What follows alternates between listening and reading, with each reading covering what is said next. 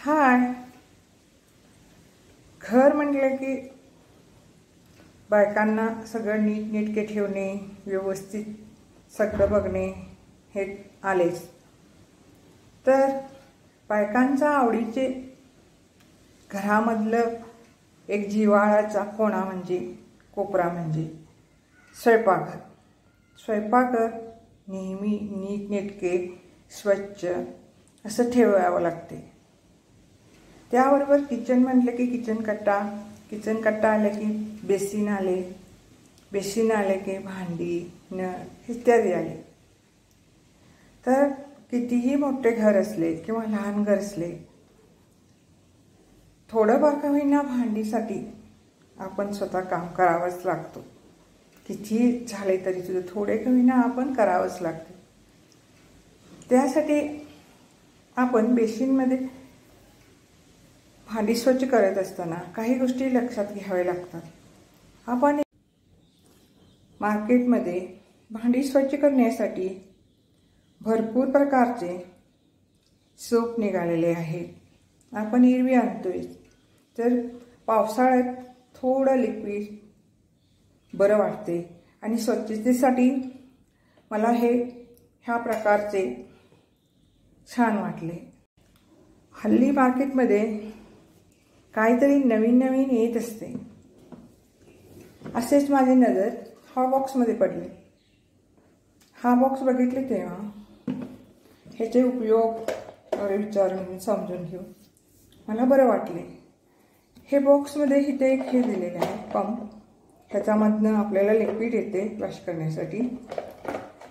इथं खाली आपण हा लिक्विड खाली भरू शकतो.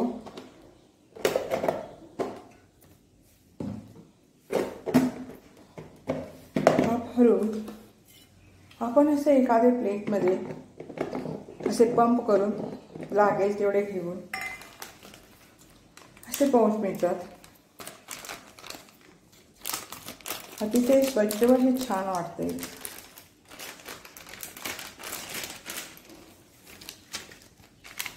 असे पाऊचने आपण लागेल तेवढे थोडं घेऊन आपण भांडी धुण्यासाठी हे असे वापरून स्वच्छ धुवून ठेवून परत ह्याच्यामध्ये असे वर ठेवले तरी हेही स्वच्छ राहते, हेही स्वच्छ राहते.